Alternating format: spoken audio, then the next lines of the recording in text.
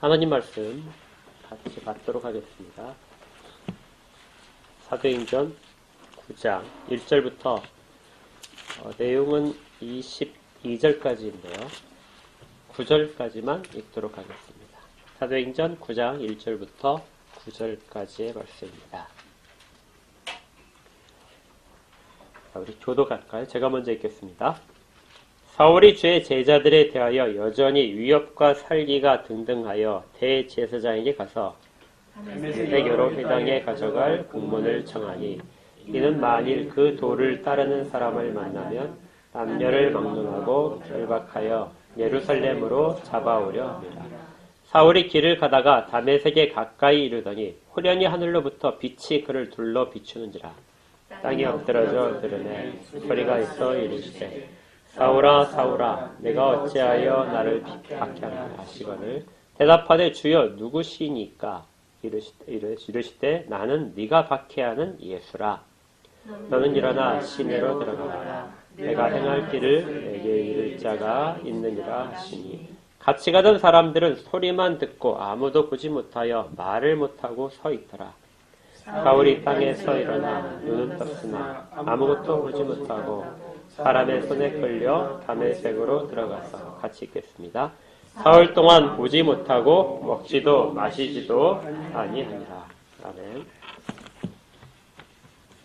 사도행전은 1장부터 시작해서 7장까지 내용이 예루살렘을 중심으로 이루어졌었습니다. 그리고 8장에 들어가서는 잠시 이야기의 무대가 예루살렘으로부터 사마리아로 옮겨졌었습니다. 그리고 이제 다시 9장에 들어가면 예루살렘으로 다시 이야기가 돌아오게 됩니다. 그런데 앞에 사마리아로 이야기가 옮겨간 것은 박해가 일어나서 사람들이 뿔뿔이 흩어졌기 때문에 그랬는데 예루살렘에는 사도들이 여전히 남아 있었습니다. 누가가 예루살렘으로 다시 이야기를 옮겨오게 된다면 예루살렘에 있던 12사도의 이야기를 하는 것이 어떻게 보면 자연스러운 흐름일 겁니다. 그 예루살렘에 남아있어서 사도들이 어떻게 견뎠는가, 그 과정에서도 제자들이 어떻게 복음의 길에서 떠나지 않고 증인으로서 남아있었는가 하는 부분들이 있으면 좋겠는데요. 9장은 그러한 내용이 아니라 전혀 다른, 지금까지 잘 드러나지 않았던 한 인물, 사울이라는 인물에 초점을 맞춥니다. 매우 뜻밖의 전개인데요. 이 사울이라는 인물을 포커스를 맞추는 이유는 이 사울이라는 이름이 사도행전의 후반부에 가서 중심 인물이 되기 때문입니다. 이 사울이라는 한 인물은 우리가 이미 만나본 적이 있습니다. 7장 끝에서 한번 봤었죠? 7장 끝에 58절입니다. 스데반을 죽이는 장면에서 그들이 큰 소리를 성 밖으로 내치고 돌로 칠세 증인들이 옷을 벗어 사울이라 하는 청년의 발 앞에 두었다. 이때 처음 별 관계가 없을 만한 사울을 등장시킨 후에 9장에서 그에 대한 이야기가 더 자세히 등장합니다. 이것은 교회 가운데 사울이란 인물이 어떤 배경을 가졌는가 하는 것들을 설명하기 위해서 이런 장치들이 필요했던 것이죠. 사울을 보게 되면 그는 유대인 중에 유대인이었다 하고 스스로 말할 정도로 아주 철저한 바리새인이었습니다. 사도행전 23장을 보면은 그의 아버지도 바리새인이었던 것 같아요. 나는 바리새인이요 바리새인의 아들이다 이렇게 말을 하니까 그의 아버지도 바리새인이었을 것입니다. 그리고 그는 나면서부터 로마 시민이었습니다. 유대교에 아주 철저한 열성과 욕심이 있어서 그는 예루살렘으로 유학을 왔습니다. 유학을 와서 우리 앞에서 살펴봤던 가말리엘 기억나시죠? 랍비 중에 가장 위대했던 인물 바리새인인 가말리엘의 문화로 들어가서 공부를 했습니다. 그리고 나서 그는 그 바리새인 중에서도 어떤 지도적인 위치에 있었을 것이다 생각을 합니다. 그에게는 이름이 두 개가 있었는데 하나는 사울, 하나는 잘 아시듯이 바울이라는 이름입니다. 사울이라는 이름은 히브리식 발음이고요. 바울은 헬라식 발음입니다. 그러니까 같은 이름을 헬라식으로 이야기하는 것과 히브리식으로 이야기할 때 기록법이 다르기 때문에 사람들 가운데 다른 이름으로 나타나게 됐다는 것이죠. 그런데 그러다 보니까 뜻도 바뀌게 됩니다. 이 사울이라는 이름은 성경에서 사도행전에서 앞부분에 등장을 합니다. 그러니까 주로 유대인들을 대상으로 접촉이 이루어질 때는 사울이라는 이름이 많이 쓰이고요. 그 다음에 헬라인들을 대상으로 접촉이 이루어질 때는 바울이라는 이름이 주로 쓰이는 것입니다. 그래서 제가 이제 설교를 하다가도 간혹 사울이라고 하겠다가 바울이라고 하겠다가 이게 왔다 갔다 할 수 있는데요. 그렇게 하는 것은 전혀 어색하지 않습니다. 같은 이름이 계속해서 나올 수 있기 때문에 그렇죠. 이 사울이라는 사람은 재판 가운데서 어떤 그 특별한 역할을 했던 것으로 보입니다. 바울이 자기를 소개하는 글 가운데 이런 글이 있습니다. 사도행전 22장의 20절에 보면은 또 주의 증인 스데반이 피를 흘릴 때 내가 곁에 서서 찬성하고 그 죽이는 사람들의 옷을 지킨 줄 그들도 아나이다. 아까 읽었던 7장 53절에 있는 내용과 같은 내용인데요. 여기에서 이 찬성하다는 뜻이 찬성표를 던졌다는 것입니다. 그리고 사도행전 26장 10절에서는 예루살렘에서 이런 일을 행하여 대제사장들에게서 권한을 받아 가지고 많은 성도를 옥에 가두며 또 죽일 때에 내가 찬성 투표를 하였다. 이 바울이라는 사람은, 이 사울은 원래 아주 열성적인 바리새인이었고 기독교를 핍박하는데 앞장섰다는 것이고요. 단순히 핍박하는데 앞장설 뿐만이 아니라 그는 죽이기로 한 모든 일에 찬성 투표를 던졌다는 것입니다. 이 말은 그가 어떤 특별한 위치에 있었다는 걸 알려줍니다. 그래서 어떤 신학자들은 바울이 아마 바리새인 중에 청년 지도자였을 것이다. 그래서 어떤 투표권을 가질 만한 그런 인정받는 사람이었을 것이다. 이렇게 보고 있고요. 그리고 심지어 그 마이어 주석에서는 이 사도 바울이 처음에 사울일 때에는 공의원의 한 사람이었을 것이다. 이렇게까지 이야기를 하기도 합니다. 약간 지나친 그 비약인 것 같긴 한데 그 정도로 이 사울은 유대교에 있어서 매우 중심의 인물에 있었다는 것이죠. 이처럼 열성을 다해서 기독교를 박해하던 기독교의 가장 반대쪽에 있었던 그런 사람이 사도행전 후반에 가게 되면 그는 박해가 하는 것이 아니라 박해를 받는 입장으로 돌아서게 됩니다. 그리스도를 전하지 못하도록 하는 것이 아니라 그리스도를 전하기 위해서 자기의 일생을 바치는 사람으로 바뀌는 것이죠. 우리가 성경을 보게 되면 많은 인물들이 나오는데요. 어떤 사람은 처음에는 매우 신앙이 좋은 모습으로 섰다가 나중에 그의 신앙이 점점 사라지는 모습으로 나타납니다. 어떤 사람들이 있냐면요. 여러분 기억나시는 이름들이 있을 텐데요. 솔로몬 같은 사람. 솔로몬 같은 경우에는 하나님에 대한 신앙이 엄청 좋았던 사람입니다. 그런데 그의 후반으로 갈수록 그는 점점 하나님으로부터 멀어지고 우상 숭배를 이스라엘 가운데 가져온 사람입니다. 초대 왕이었던 사울 왕도 마찬가지입니다. 사울도 좋은 신앙이었다가 나중에는 하나님으로부터 멀어져서 버림받는 그런 비참한 존재로 가게 됩니다. 처음과 끝이 동일한 인물들도 있습니다. 처음에도 신앙이 좋게 출발을 해서 끝까지 신앙이 좋은 사람. 아브라함이 그렇고요. 이삭이 그렇습니다. 그리고 주께서 부르신 많은 제자들이 그렇습니다. 또 우리가 창세기에서 봤던 요셉도 그런 인물입니다. 다윗도 그런 인물이죠. 끝까지 신앙이 계속해서 같이 가던 사람. 그런가 하면 반대로 처음에는 정말 신앙이 좋지 않았다가 시간이 지날수록 조금씩 좋아지는 사람들이 있습니다. 어떤 사람이죠? 그 중에 가장 대표적인 인물을 둘을 둔다면 구약에서 야곱입니다. 야곱은 정말 철저하게 자기중심이었던 사람이 끝으로 가면서 그의 힘이 빠지면서 하나님이 자기를 보호하셨다는 것을 깨달아 감사하는 사람으로 바뀌게 됩니다. 그런데 온 성경에서 정말 처음에 형편없던 사람이 나중에 정말 위대한 사람으로 바뀌는 그러한 것은 당연히 바울이 으뜸입니다.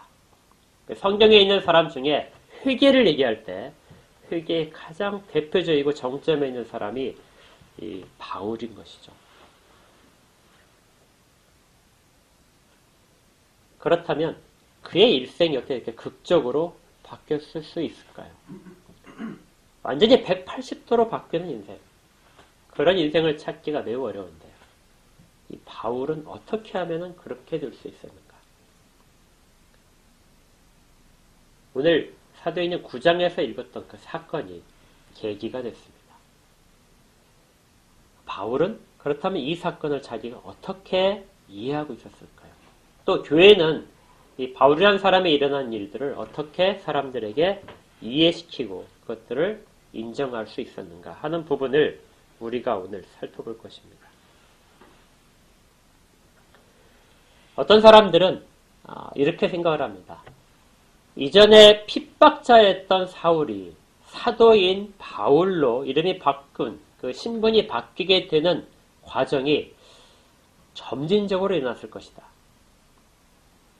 왜 그러냐면요. 우리 경험삼에서 아시죠? 사람은 갑자기 변하지 않습니다. 그렇죠? 아무리 우리가 회심을 했다 하더라도 우리의 모습을 보게 되면 갑자기 변하는 것은 정말 불가능한 일입니다. 사람은 잘 변하지 않기 때문에 바울도 똑같이 그럴 것이다 이렇게 생각하는 사람들이 있습니다. 점진적으로 바울이 이전에 박해자였다가 사도가 되는 순간이 점진적으로 바뀐 과정이다 이렇게 설명을 하는 것입니다. 왜 이렇게 설명을 하려고 하냐면요. 그가 이전에 범했던 죄들이 너무 크기 때문에 그렇습니다. 그는 스데반을 죽이는 일에 감독자로 있었습니다. 옷을 맡아놨다는 얘기는 감독자였다는 것이죠. 사형을 집행할 때 그 집행관이었다는 것입니다. 그리고 그는 거기에서 그치지 않고 많은 사람들을 붙잡아서 뇌를 때리고 감옥에 가두고 또 죽이는 일에 자기가 찬성표를 던졌던 사람입니다. 아주 유명해서 어떻게 그 사람이 기독교인이 될 수 있는가 하고 다른 사람들이 다 의문을 품을 정도로 사도들도 처음에 인정을 하지 않을 정도의 극단적인 대척자가 바로 이 사울이었었는데 그런데 그가 어떻게 바뀔 수 있느냐? 그건 불가능하다는 것이죠. 이 녀석이 자꾸 방해를 해서 잡았습니다. 정말 사람은 변하기 힘든데 극적으로 변하진 않았을 것이다. 자, 그러면 이제 어떤 생각을 하냐면요. 그런 죄는 짓지 않았을 것이다. 그래서 처음부터 아예 사울이란 인물이 중심 인물이 아니었을 것이다. 그는 단순히 스데반을 죽일 때 옷을 그냥 그들 앞에 그들의 옷을 잠시 맡아두는 심부름꾼의 역할에 지나지 않았을 것이다. 그래서 그의 이전에 있던 죄들을 축소하려는 경향이 있습니다. 그런데 아까 우리 봤듯이 그는 자기가 분명히 찬송표를 던진 지도자였다고 그렇게 이야기를 할 정도입니다. 이렇게 점진적으로 변했다는 것을 주장하는 학자들은 이런 류의 이야기를 또 합니다. 바울은 이전에 그가 유대교에 대해서 매우 열심히 공부했기 때문에 기독교를 쉽게 받아들일 수 있었을 것이다. 이게 무슨 얘기냐면요. 유대인들, 바리새인들은 율법에 대해서 매우 열심히 공부했습니다. 구약을 철저하게 파고들어서 연구를 한 사람들이죠. 그래서 구약에 대한 지식이 충분히 있었습니다. 그리고 예수 그리스도는 구약에서 예언했던 그런 인물이라는 것이죠. 그래서 구약의 사람들이, 구약을 중심으로 생각하는 사람들이 예수 그리스도를 중심으로 생각하는 관점만 바뀐다면 그는 쉽게 기독교로 바뀔 수 있다는 것입니다. 유대교와 기독교가 어떤 연속 성상이 있기 때문에 조금만 관점 하나만 바뀌면 그는 완전히 다른 사람이 된 것이다. 그래서 바울에게 있었던 일을 관점을 바꾼 사건이 일어났다. 이렇게 주장을 합니다. 그리고 또 바울이 그 이전에 헬라어에 대해서 능통해졌고 또 수사학을 열심히 배웠기 때문에 그러한 일들이 나중에 바울이 다 선교를 하는데 도움이 됐을 것이다. 그래서 이전에 있었던 삶이 전혀 사도가 된 삶과 동떨어진 삶이 아니라 연속성에 있는 삶이다. 단지 관점만 바뀌었을 것이다.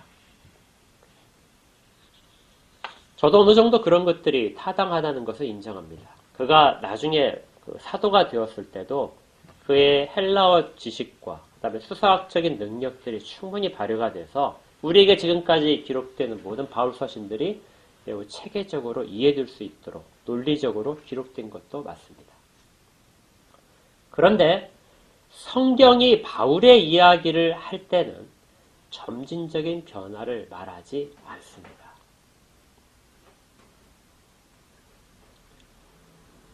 바울은 매우 급격하게 변한 사람입니다. 그걸 드러내는 장면이 이 다메섹에 있었던 이 사건인 것이죠.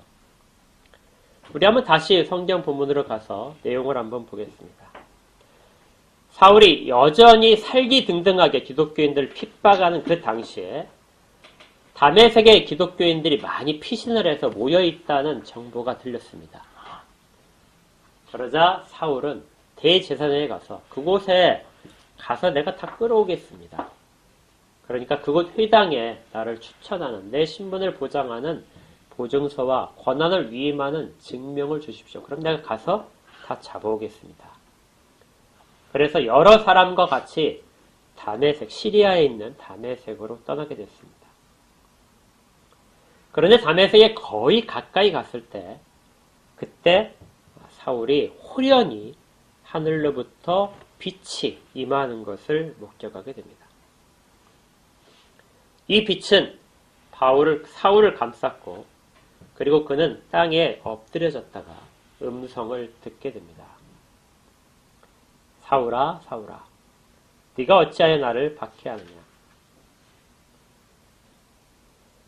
그가 대답했습니다. 주여 누구십니까? 이르시되 난 내가 박해하는 예수다. 너는 일어나 시내로 들어가라. 네가 행할 것을 내게 이를 자가 있을 것이다.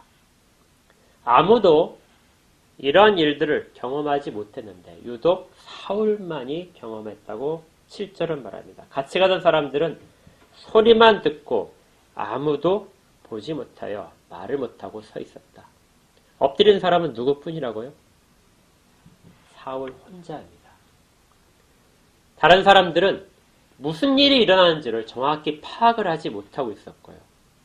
소리는 들렸지만 그 빛에 대해서 반응하지 못할 정도로 아주 둔감한 상황인 것이죠. 그 빛은 사울에게만 강력하게 영향을 미쳤습니다. 사울은 빛의 위험 앞에서 넘어졌고 그리고 음성을 뚜렷하게 들었고 대화를 했습니다. 그 빛이 워낙 사울에게 강력했기 때문에 사울은 그 빛을 쬐인 결과로 3일 동안 앞을 보지 못했습니다. 시력을 3일 동안 잃었던 거죠. 많은 사람이 같이 가고 있다가 이 일들은 누구에게만 일어났냐면 사울에게만 일어났던 것입니다. 단순히 사울이 그 빛을 보고 넘어졌다가 대화하고 일어나고 또 빛을 다시 회복하는 기적적인 일을 체험함으로써 그가 예수를 믿게 되었다.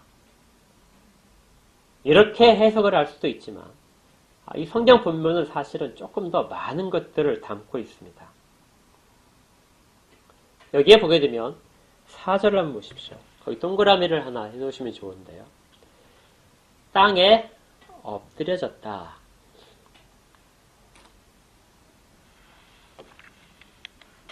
이 땅에 엎드려졌다는 이 단어는 엎드려졌다는 것이 단순히 그냥 육체가 땅에 접촉을 한 것이다. 이렇게 생각할 수도 있는데요. 그런 단어의 뜻도 있지만 이 단어는 상당히 더 많은 뜻을 갖고 있습니다.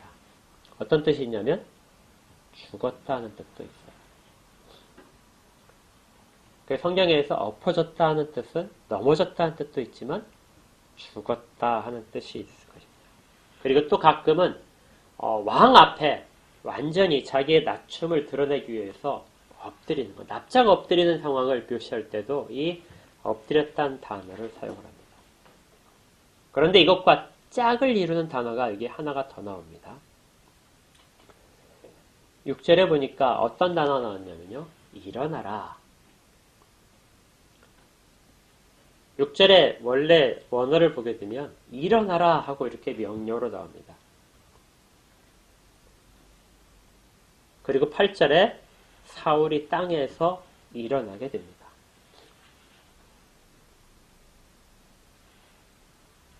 이 일어나라는 단어도 땅으로부터 어떤 앉아있거나 누워있는 자리로부터 일어나는 단어이기도 하지만 실제로 성경에서 사용될 때는 죽었던 자가 살아나는 장면에 사용됩니다.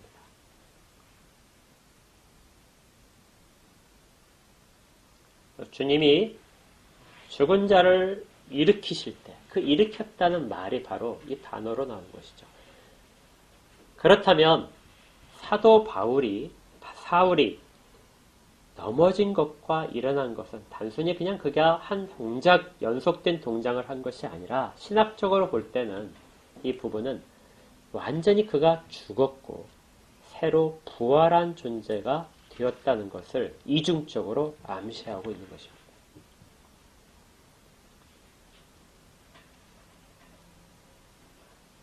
이런 면에서 사울이 경험했던 그 경험은 연속적인 것이 아니라 이전의 삶과 완전히 단절된 삶이었다는 것이죠. 그리고 그는 완전히 새로운 존재가 되었습니다.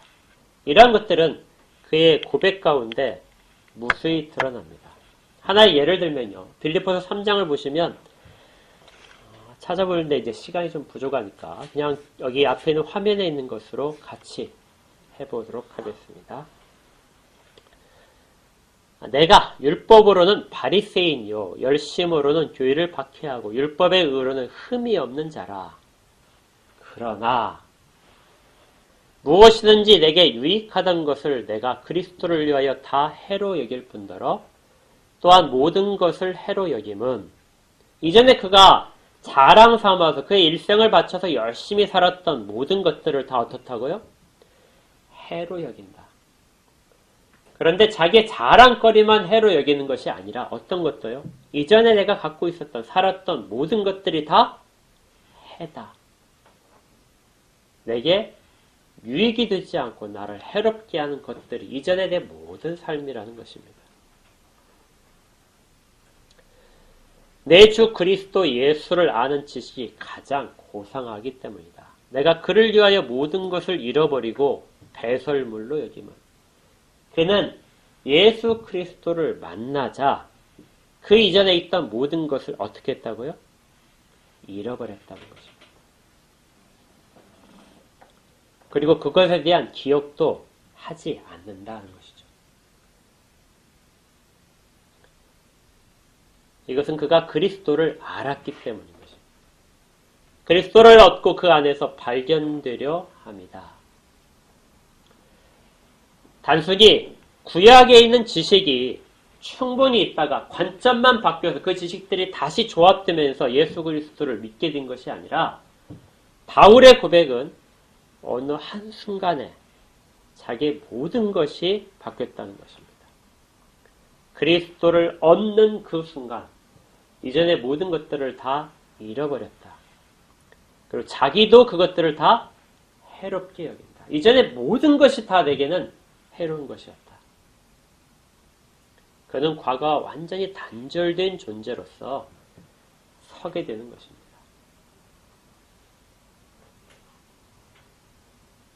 그래서 바울은 이전의 삶과 단절된 경험을 다메섹 소상에서 했던 것이죠. 어떻게 이것이 가능했을까요? 단순히 빛이 나타났을 뿐인데.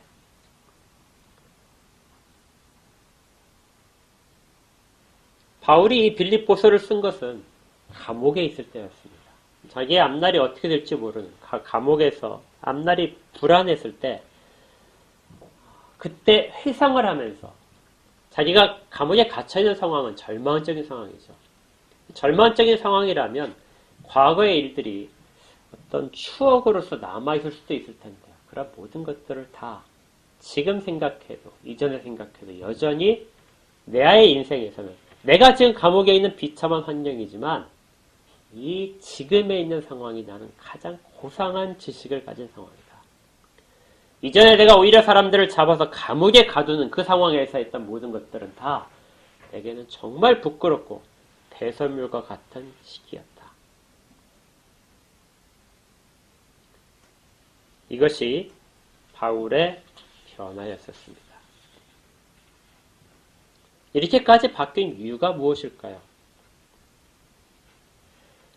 성경은 특별히 빛에 관해서 이야기를 해줍니다.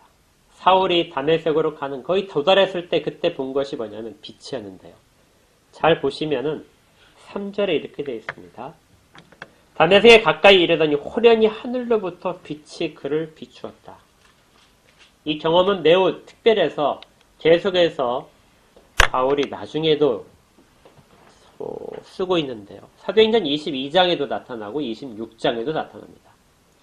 22장 6절에 이렇게 되어 있어요. 가는 중 다메섹에 가까이 갔을 때 오정쯤 되어 나 12시죠. 나 12시 가장 밝을 때입니다. 그런데 호련히 하늘로부터 어떤 빛이요? 큰 빛이 나타났다. 그래서 그것이 나를 둘러쌌다. 사도행전 26장에서는 뭐라고 되어 있냐면 왕이여 정오나 되어 난 12시라는 것을 다시 밝히고 있습니다. 길에서 보니 하늘로부터 해보다 더 밝은 빛이 나와서 내 동행들을 둘러서 비췄다. 낮에 어떤 특별히 반짝이는 현상이 아니라 가장 환한 때 그 환한 것을 비교할 수 없을 만한 해보다도 더 빛나는 것이 하늘로부터 내게 임했다.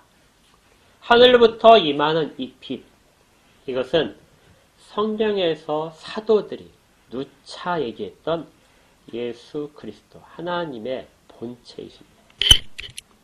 이걸 가장 잘 드러내는 것이 요한복음인데요. 요한복음 1장 처음 시작할 부분에 이렇게 되어 있습니다.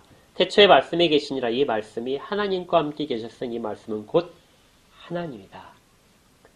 그가 태초에 하나님과 함께 계셨고 우리는 이분이 누군지 잘 알고 있죠. 예수 그리스도입니다.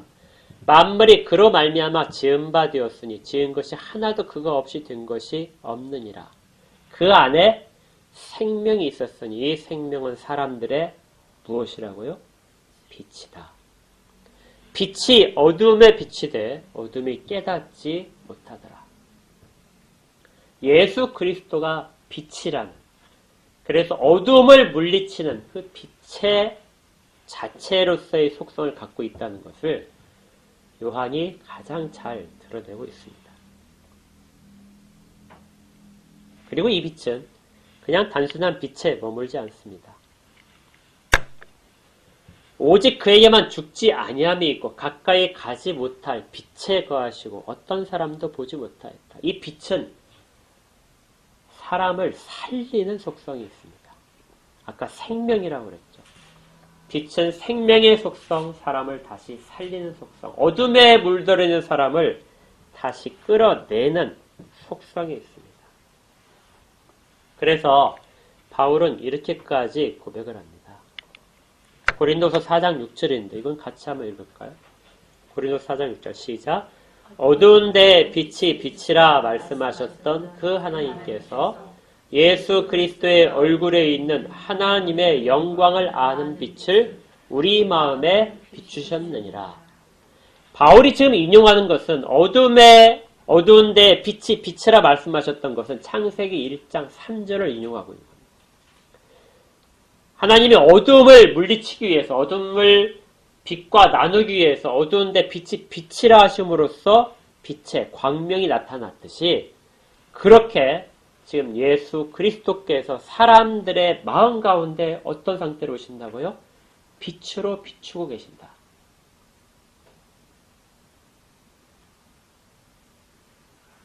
단순히 보통의 사람들 경우에는 마음 가운데 빛이 비추는 것으로 그런 경험이 추상적으로 나타나겠지만, 사도 바울의 경우에는 실제적인 가시적인 현상으로 나타났다는 것이죠.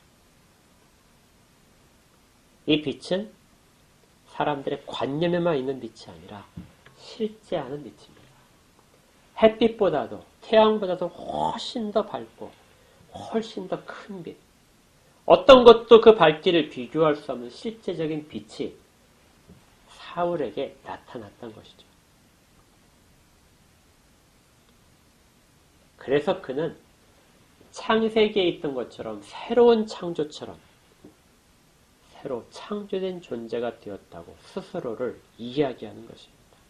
새로 창조된 존재가 되지 않았다면 그는 이전의 모든 것들을 잃지 않고 그대로 가지고 있었을 것입니다. 우리는 보통 어떤 것들을 포기할 때 내려놨다가도 다시 주섬주섬 다시 다 챙기죠. 언젠가 필요하기 때문에 그렇습니다. 버릴 때 여러 번 생각해서 버리죠. 다시 필요할까? 자기의 경험과 지식도 마찬가지입니다. 우리가 다 버렸다고 하지만 사실은 그걸 다 챙겨서 다시 사용을 합니다. 그런데 바울은 이전에 있던 모든 것들이 다 정말 내게 배설물이다. 왜냐하면 그건 지금 자기의 존재와 이전의 존재는 완전히 다른 존재, 연속되지 못하는 존재이기 때문에 그것들을 과감하게 버렸다고 이야기를 할 수 있는 것입니다.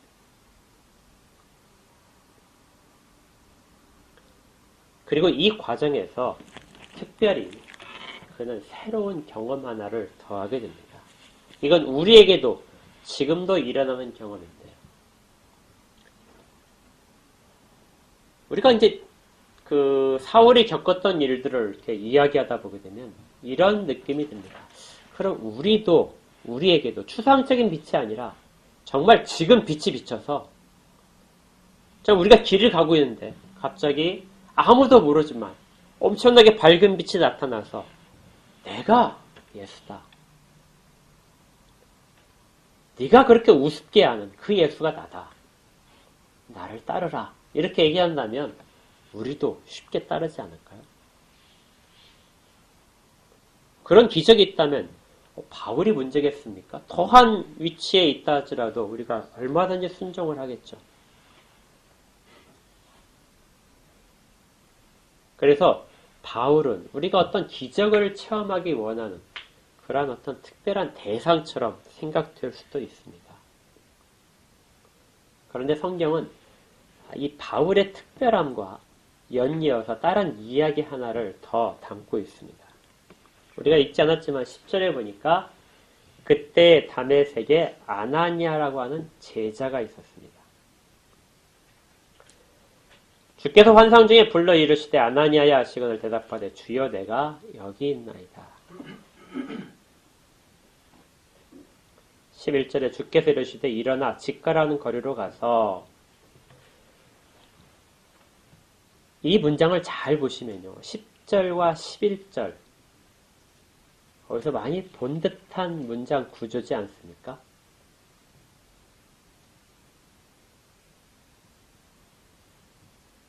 이걸 좀 발견을 하셔야 되는데요.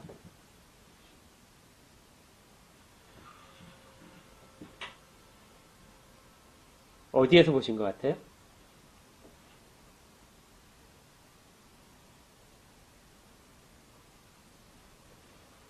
자, 아나니아라는 사람이 있었는데 그를 어떻게 합니까?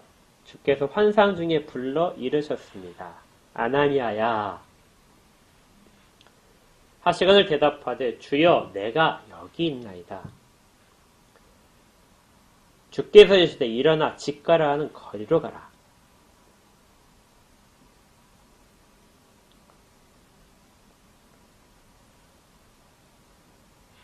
성경의 기록은 위에 있는 3절부터 사울이 겪었던 사건과 문장 구조를 똑같이 하고 있습니다.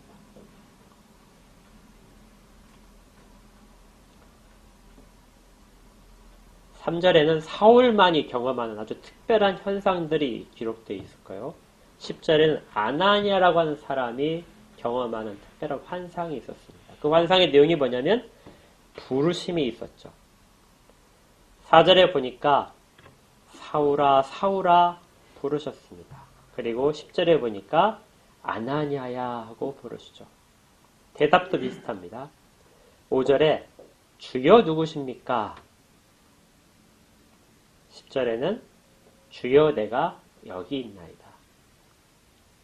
6절에는 너는 일어나 시내로 들어가라. 11절에는 주께서 이르시되 일어나 직가라 하는 거리로 가라. 동일한 문장 구조로 사울이라는 사람이 경험한 것과 아나니아라고 하는 사람이 경험한 그러한 사건이 병행해서 있는 것이죠. 그렇다면 이렇게 같은 문장의 구조를 양쪽에 배치시킴으로써 성경은 우리에게 무엇을 알려주려고 하는 것일까요? 사울과 아나니아가 다르지 않다는 것입니다. 아나니아는 사울처럼 큰 인물이 못 됐습니다. 아주 유명한 인물이 못 됐고 그는 여기에 나오고 다른 곳에 잘 나오지 않습니다. 그는 빛 가운데 감싸 있지도 않고요. 오순절날 성령 강림할 때 그 가운데 그가 있었다는 기록도 없습니다. 그에게는 어떤 화려하고 가시적인 그런 부분들이 전혀 없었던 거죠. 그런데 성령은 사울이 경험했던 사건과 아나니아가 경험한 사건은 사실은 같은 것이다. 이렇게 말을 하는 것입니다. 사람들이 빛에 쌓여서만 하나님 앞에 바른 믿음의 고백을 할 수 있는 것이 아니라 드러나지 않았어도 잔잔하고 감추어진 가운데서도 동일하게 하나님에 대한 신앙, 우리 주님에 대한 신앙을 가진 사람들이 얼마든지 있다는 것입니다. 오히려 아나니아는 훨씬 더 성숙한 그러한 모습을 보입니다. 문장 구조는 같지만 사울은 뭐라고 대답했었죠? 5절에 보니까 주여 누구십니까? 아나니아는 내가 여기 있습니다. 주여 누구십니까? 이 대답을 보니까 생각하기에 이거 사울이 예수님을 바로 알았구나. 그래서 주여라고 불렀구나. 아나니아가 주여라고 부른 것과 동일하게 같은 느낌으로 다가오는 것처럼 되지만요. 실제는 완전히 다릅니다. 같은 단어이지만 일반적으로 당시의 사람들이 주여라고 부르는 것은 하나님을 부르는 명칭도 되지만 주인을 부르는 말입니다. 어떤 높은 지위에 있는 사람을 부를 때도 예를 들어서 백부장이나 자기의 천부장이나 왕이나 제사장을 부를 때도 주여라는 이름을 쓰게 되는 것이죠. 사울은 큰 놀람 가운데 눈을 뜨지 못하는 가운데 위험 있는 목소리를 듣고 거기다 일반적인 호칭으로서 주여 부릅니다. 누군지를 몰랐기 때문에 누구십니까? 하고 물어보는 것이죠. 근데 아나니아를 보시면 정말 다릅니다. 아나니아는 대답이 아주 간면해요. 주여 내가 여기 있습니다. 우리 성경에는 좀 길게 되어 있는데 원어 성경을 보게 되면 딱 두 단어입니다. 앞에 단어는 뭐냐면 에고는 나란 뜻이에요. I. 그리고 주여라는 말은 큐리오스. 두 개의 명사만 달랑 있습니다. 그러니까 뭐죠? 주여 납니다 하는 뜻이죠. 제가 제 아내한테 전화를 할 때 전화를 하면 바로 뭐라고 합니까? 난데요. 아니면 나야 이렇게 얘기하죠. 이것은 목소리만 들어도 요즘은 핸드폰에다 이렇게 이름이 뜨니까 바로 알 수 있겠지만 목소리만 들어도 바로 알 수 있기 때문에 다른 소개할 필요가 전혀 없습니다. 그냥 나야 이렇게 해도 되죠. 이런 아주 짤막한 호칭을 사용할 수 있는 것은 아나니아가 우리 주님과 매우 친숙한 사이라는 것입니다.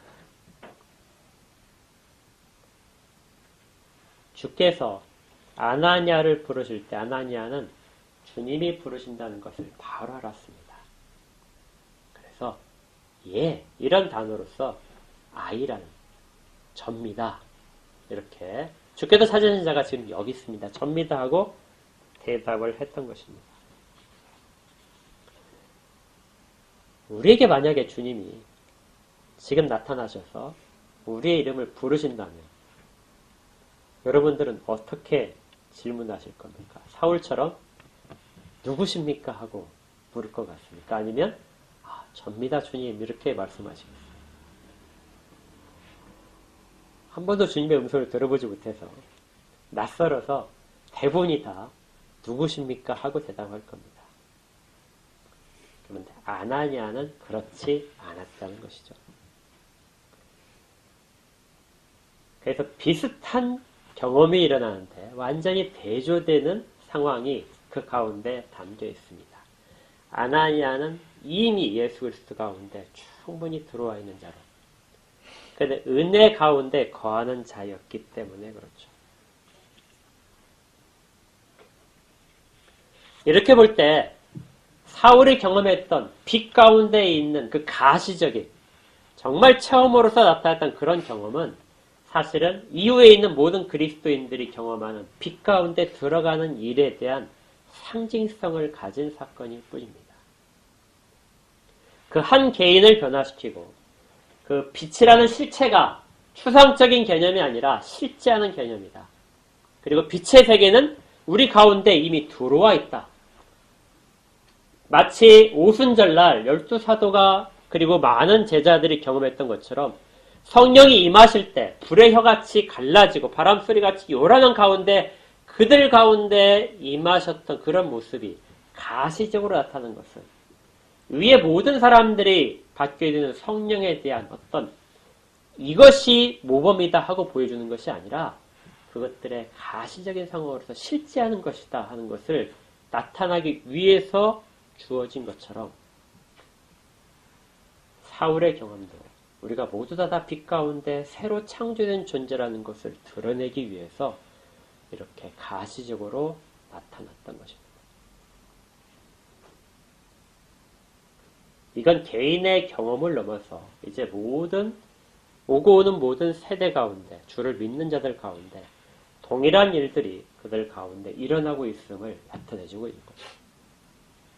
또한 우리가 주목할 것은 오늘 설교의 제목이기도 한데 사울아 사울아 하고 부르는 장면입니다. 주님은 이 사울이란 존재를 이미 다 알고 계셨습니다. 이 당시 한번 생각을 해볼까요? 사울이 주님을 만나는 이 순간에 사울은 어떤 생각을 가졌었을까요? 주님은 이미 약 10년 전에 이미 죽은 존재입니다. 예수란 인물은 사형을 받아서 죽은 존재고 누구도 이 땅 가운데 있는 것이 아니라 없다고 생각하는 것입니다. 제자들도 사도들도 주님은 하늘에 계시다고 생각을 하고 있던 하늘에 계시다고 믿는 사람과 죽어서 없어졌다고 생각하는 사람들이 다 있는 것이 당시의 상황이었는데 스데반은 그 하늘에 계신 주님을 직접 본 존재였던 것이죠. 그 장면 가운데 사울이 있었습니다. 사울이 볼 때는 스데반이 헛소리를 하는 것처럼 들렸을 겁니다. 자기 눈에 보이지 않는데 하늘에 하나님이 있다. 또 예수 그리스도가 우편에 계신다. 그리고 그를 가운데 지금 서서 보고 계신다는 것을 스데반이 이야기를 하더라도 사울은 전혀 믿을 수가 없었겠죠. 그런데 그 예수는 실제 살아계시고 하늘에만 계신 것이 아니라 자기를 기억하고 자기 가운데 나타났던 것이죠. 사울이 이전에 주님을 모르고 박해하는 순간에도 사울을 기억하시고 함께 계신 주님입니다. 주님은 과거와 현재와 미래에서 영원히 동일하신 분이십니다. 살아계셨다 하는 주는 살아계신 하나님의 아들이십니다. 이렇게 고백할 때 그 살아계셨다는 말은 현재 살아있다는 것이 아니라 과거에도 살아계시고 현재도 그렇고 미래도 그렇고 동일하다는 것이죠. 과거, 현재, 미래가 주님 가운데는 의미가 없습니다. 사울을 부르신, 사울아 사울하고 부르신 그 말 속에는 과거의 사울의 존재와 현재 잡으러 가는 그런 존재로서의 사울이 다 담겨 있는 것이죠. 그리고 이제 사울은 자기를 부르신 그 하나님의 뜻, 우리 주님의 인도대로 앞으로 미래에 있는 모든 일들을 주님과 함께 갈 것입니다. 다메섹 사건은 이렇게 한 개인을 완전히 죽이시고 변화시키셔서 새로 창조하신 사건이고, 또 그를 통해서 많은 사람들이 동일하게 빛 가운데로 들어오게 될 것이고 새로 창조된 마음으로 하나님의 빛 가운데서 거하게 될 것이라는 그런 상징성을 가진 것이고, 또 예수 그리스도는 과거에도 현재에도 그리고 미래까지 우리와 함께 계신다는, 우리 각자를 다 기억하시면서 각자의 이름을 부르시면서 함께 계신다는 것을 보여준 사건이었습니다. 결과적으로 주님은 이 일들을 통해서 우리에게 원하시는 부분이 있습니다. 왜 그렇게 빛 가운데로 부르셨을까요? 왜 새롭게 창조하셨을까요? 교회는 이 사건을 어떻게 이해를 했는가? 베드로전서 2장 9절을 보게 되면 이렇게 되어 있습니다. 같이 읽을까요? 시작. 그러나 너희는 택하신 족속이요 왕같은 제사장들이요 거룩한 나라요 그의 소유가 된 백성이니 이는 너희를 어두운 데서 불러내어 그의 기이한 빛에 들어가게 하신 이의 아름다운 덕을 선포하게 하려 하심이라. 우리가 보통 이 구절 읽을 때 앞에 부분에만 초점을 맞춰서 택하신 족속, 왕같은 제사장들, 거룩한 나라의 그의 소유가 된 백성이다. 우리의 신분에 대해서만 보게 되는데요. 그렇게 삼으신, 신분을 그렇게 바꾸신 이유가 있다는 것이죠. 그게 뭐냐면 그의 기이한 빛에 들어가게 하셨다. 어두운 가운데 있던 모든 사람들을 그의 기이한 빛에 들어가게 하셨다. 마치 사울이 있던 존재처럼 그를 감싸서, 빛으로 감싸서 그를 빛에 들어오게 하셨다. 이것은 그의 이름, 예수 그리스도의 아름다운 이름을, 그것을 선포하게 하시기 위함이다.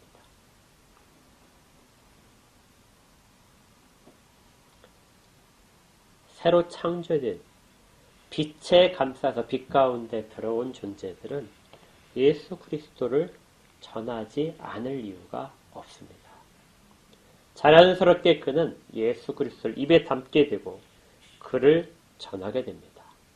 또 그는 어둠에 더 이상 다니지 않게 될 것입니다. 주를 따르는 자들은 어둠과는 관련이 없는 자들입니다. 그들은 생명의 빛을 항상 가지고 있는 존재고요. 요한복음 8장에서는 예수께서 말씀해 이르시되 나는 세상의 빛이니 나를 따르는 자는 어둠에 다니지 아니하고 생명의 빛을 얻으리라. 그리고 에베소서 5장 8절을 보시면 이렇게 됩니다. 너희가 전에는 어둠이더니 이제는 주 안에서 빛이라. 뭐처럼 행동하라고요? 빛의 자녀들처럼 행하라.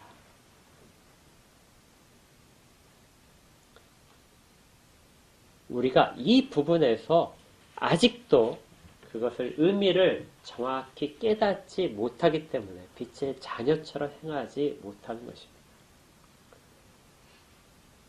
근데 아나니아가 주의 음성을 들었을 때 예 주님 접니다 하고 대답했던 것처럼 우리는 이미 예수 그리스도 가운데 들어와 있고 주를 예배하는 자로서 주께서 부르심을 따라 이 자리에 나와 있는 사람들입니다. 그렇다는 것은 이미 빛 가운데 우리가 잘 모르는 상황에서도, 경험이 부족하지만 체험을 못한 상황에서도 이미 우리는 그렇게 변화된 모습으로 서 있는 것이죠. 아까 출애굽기를 우리 읽으면서 이해했던 말, 너희가 이 산에서 나를 예배할 때가 오는데 그것이 증거다.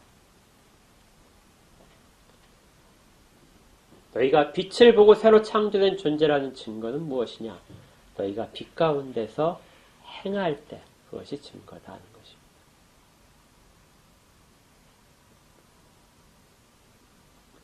바울은 그렇게 자기의 일생 가운데 완전히 180도 바뀌는 경험을 했었고, 그래서 그의 새로 창조된 존재는 이전과는 관련 없는 존재가 되고, 극심하게 박해를 하던 자가 죄를 위하여 박해를 참아가며 감옥에 갇히고 매를 맞고 하는 것들을 기뻐하며 그 길을 계속해서 끝까지 가는 것들. 교회의 가장 약한 자가 마음이 아파하는 것에 대해서 같이 아파하는 존재가 되는, 그렇게 바뀌었던 것입니다. 그렇게 빛과 함께 행하는 존재가 된 것이죠. 우리에게도 이러한 일들은 지금도 요청이 됩니다. 우리의 의지가 아직 살아있어서 그 길을 감히 나서지 못할 뿐이지, 용기가 없을 뿐이지, 우리는 이미 빛 가운데 있기 때문에 그것을 잘 기억해야 됩니다. 시간을 내서 조용히 주께 물어보십시오. 주님이 지금 나를 부르시고 계십니까? 우리의 이름을 한 사람 한 사람 다 부르고 계신다는 그 음성 듣기를 원합니다. 그리고 아나니아가 했던 것처럼 주님, 접니다. 이미 빛에 들어와 있는 자로서의 고백을 다 할 수 있기를 바랍니다. 그래서 다 같이 빛의 자녀로서 행하라는 명령대로 지켜 행할 수 있기를 주의 이름으로 축복합니다. 기도하겠습니다. 하나님, 저희들은 늘 어떤 획기적이고 거대하고 또 장엄한 체험들을 속에서 저희의 신앙이 자라고 있다면 훨씬 충분하게 자랄 거라는 생각을 합니다. 그렇지만 그런 사람들의 일들은 가시적으로 다른 사람들에게 하나님이 여전히 현실 가운데 역사하고 계심과 빛의 세계가 있다는 것을 깨닫게 하기 위한 표본으로 세워져 있을 뿐입니다. 저희들에게 그런 일이 있지 않다 할지라도 그래도 저희가 빛 가운데 이미 들어와 있음을 깨닫습니다. 그래서 더 감사합니다. 믿기 어려운데도 불구하고 믿을 수 있기에 더 감사합니다. 그래서 저희가 더 복 있는 자임을 고백합니다. 그리고 이것을 잘 기억하여 빛의 자녀로서 행하는 길들을 나서기를 원합니다. 현재에도 저희가 가고 있는 이 길 끝까지 가도록 도우시옵소서. 중간에 바뀌는 자가 아니라 처음부터 진실되게 끝까지 주 앞에 설 때까지 이 길을 가는 저희가 되도록 붙들어 주시고 저희의 이름을 각자를 다 부르시는 그 음성에 저희들이 바르게 응답하며 가도록 도와주시옵소서. 예수님 이름으로 축복하며 기도합니다. 아멘.